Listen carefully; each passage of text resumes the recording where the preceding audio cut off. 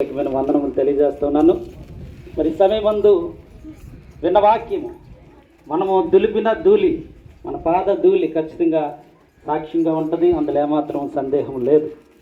YouTube చూసేటప్పుడు like and subscribe అని ఉంటుంది కదా, ఏముంటుంది? Like and subscribe. నేను అంటాను లైక్ అండ్ సబ్స్క్రైబ్ని క్రైస్తవ భాషలో అంటాను, వినండి విశ్వాసం ఉంచండి. లైక్ అంటే వినండి, సబ్స్క్రైబ్ అంటే విశ్వాసం ఉంచండి. అంటే ఎందుకు ఈ మాట పలికానంటే, వినండి విశ్వాసం ఉంచండి, ఈ రెండు కూడా ప్రతి మనిషికి ఉండాలి. మనం వినాలి, విశ్వసించాలి. చాలామంది వింటున్నారు, ఈ చెవితో వింటున్నారు, ఆ చెవితో వదిలేదు. ఓహో ఇలా ఏసుబాబు వాళ్ళే వదిలే అంటున్నారు, అంటే అలా మాట్లాడుకుంటున్నారు. అటువంటి పరిస్థితి ఈ లోకంలో ఉన్నది. అనేక మంది ఇక్కడ ఉన్న వారికి అదే పరిస్థితి ఉన్నది. ఒక చిన్న పాప పెద్ద అవుతున్న కొలు ఏం చేస్తుందంటే ఏ పని చేయదన్నమాట, ఏ పని చేయదు, ఇంటి పని కూడా కనీసం చేయదు. తల్లిదండ్రులు ఏంటి, ఈ పాప ఏ పని చేయట్లేదు, ఈ పాప ఏంటి కనీసం ఇంటి పనులు కూడా చేయట్లేదని చాలా బాధపడతారు అన్నమాట. బద్ధకస్తురాలు అయిపోయింది, లేకపోతే ఆమెకి జ్ఞానోదయం అవ్వట్లా, ఏ చిన్న పని కూడా చేయడానికి ఇష్టపడట్లా. అటువంటి సమయంలో తల్లిదండ్రులు ఏం చేస్తారంటే ఆ పాపని ఒక సిమెంట్ ఫ్యాక్టరీ దగ్గర తీసుకెళ్తారు. ఒక సిమెంట్ ఫ్యాక్టరీ దగ్గర తీసుకెళ్ళి అక్కడ పని చేస్తున్న మనుషులను చూపిస్తారు అన్నమాట. అక్కడ అందరూ వారు బరువులు మోస్తూ ఉన్నారు, అక్కడ అందరూ చాలా ఎక్కువ పని చేస్తూ ఉన్నారు, అనేక మంది అక్కడ కష్టపడుతూ ఉన్నారు. ఇప్పుడు చూసినప్పుడు ఈమె మనస్సు, ఆ చిన్న పిల్ల లేకపోతే ఆ యొక్క వయసుకు వచ్చిన అమ్మాయి అవన్నీ చూసినప్పుడు, అయ్యో నేనైతే ఏం చేయట్లేదు, వీళ్ళందరూ కష్టపడుతున్నారే, నేనైతే ఇలా ఉండిపోతున్నానేటి అని ఆమెకి జ్ఞానోదయం అయింది. ఎప్పుడు జ్ఞానోదయం అయిందంటే, ఎప్పుడు జ్ఞానోదయం అయింది? ఒక సంఘటన ఆమెకు జ్ఞానోదయం కలిగించింది. ఈ రోజున మనుషులైన వారు కూడా ఇంకా చిన్న పిల్లల వలె ఉన్నారు, జ్ఞానోదయం లేని పరిస్థితిలోనే ఉన్నారు.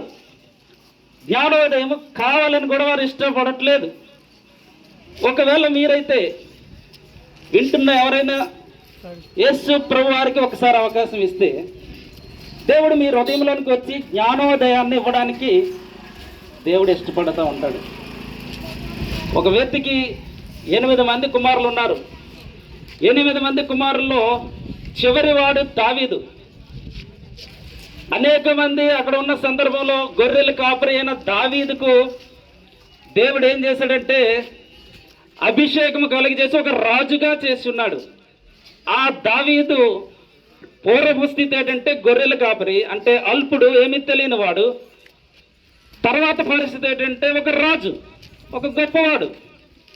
అతడు పలుకుతున్న మాట కీర్తన గ్రంథం 19:1 రాజు అయిన తర్వాత అతను రాసిన మాట ఏంటంటే, ఆకాశములు చూడండి, కీర్తన గ్రంథం 19:1 మనకి ఆయన రాసిన మాట. ఇప్పుడు ఎవరైతే నేను చెప్పానో చివరి వాడు, ఎందుకు పనికిరాని వాడు, గొర్రెల కాపరి, ఎక్కడో గొర్రెలు కాసుకుంటున్నాడు, అటువంటి వాడు రాజు స్థానానికి వెళ్ళిపోయిన తర్వాత ఆ యొక్క మాటను పలికే ఒక మంచి అవకాశం దేవుడు అతనికి అనుగ్రహిస్తున్నాడు. ఏం చేస్తూ ఉన్నాడు అతను? ఇప్పుడు ఏం పలుకుతున్నాడు ఆ మాట చదవండి. ఆకాశములు దేవుని మహిమను వివరించుచున్నవి, అంతరిక్షము ఆయన చేతి పని. మీరు చూడండి పైన ఒకసారి, అందరు పైకి చూడండి, ఆకాశం కనబడుతుంది కదా, ఆకాశములు దేవుని మహిమను, దేవుని మహిమ చూడండి, పైన ఆకాశం చూస్తున్నారు, అది దేవుని మహిమ, అది దేవుడు చేసిన పని.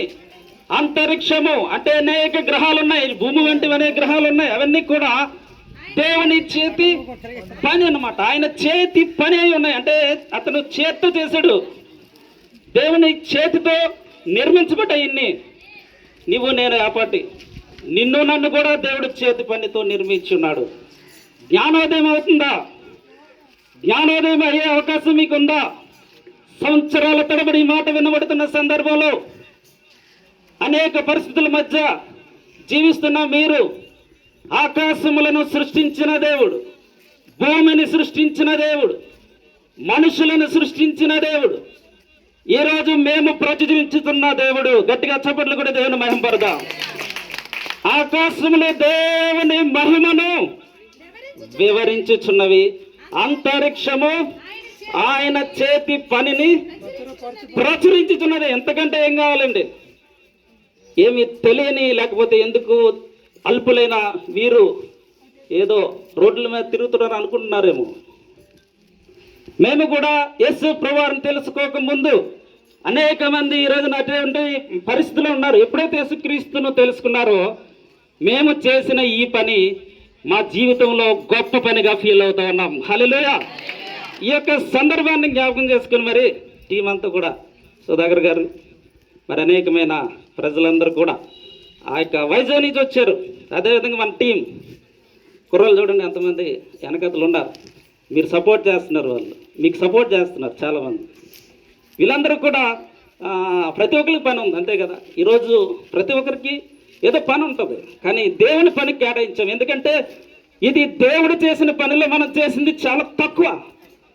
ఎందుకంటే బైబిల్ గ్రంథంలో ఉంటుంది కదా, దేవుని మాట లేకపోతే దేవుని కుమారుల్లో జీవం ఉన్నది. ఆ జీవను అంగీకరించిన వాడు జీవము గలవాడు, ఆ కుమారుని అంగీకరించిన వాడు జీవం గలవాడు, ఆ కుమారుని అంగీకరించిన వాడు జీవం లేనివాడు. రెండు మాటలు తెలుసాడు అక్కడ, జీవం గలవాడు, జీవం లేనివాడు, రెండే.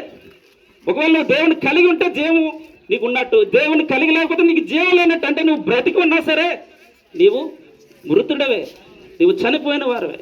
అందుకే ఈ మాట ఒకవేళ ఎవరికైనా నచ్చితే యేసు ప్రభువుని స్వీకరించడానికి ట్రై చేయండి. ఒకవేళ నచ్చపోతే జీవం లేని వారిగానే ఉండండి. కానీ మేము ప్రచురిస్తున్న ఈ వార్త గొప్ప వార్త, దేవునికి ఇష్టమైన వార్త. హల్లెలూయా. అటువంటి గొప్ప మాటలు ఈరోజున మరి మనం ముగించుకునే సందర్భం ఇంకో దగ్గర ఉందా? లాస్ట్ ఇంకా అక్కడ రైట్, అక్కడికి వెళ్ళి మాట్లాడుకుందాం. రైట్.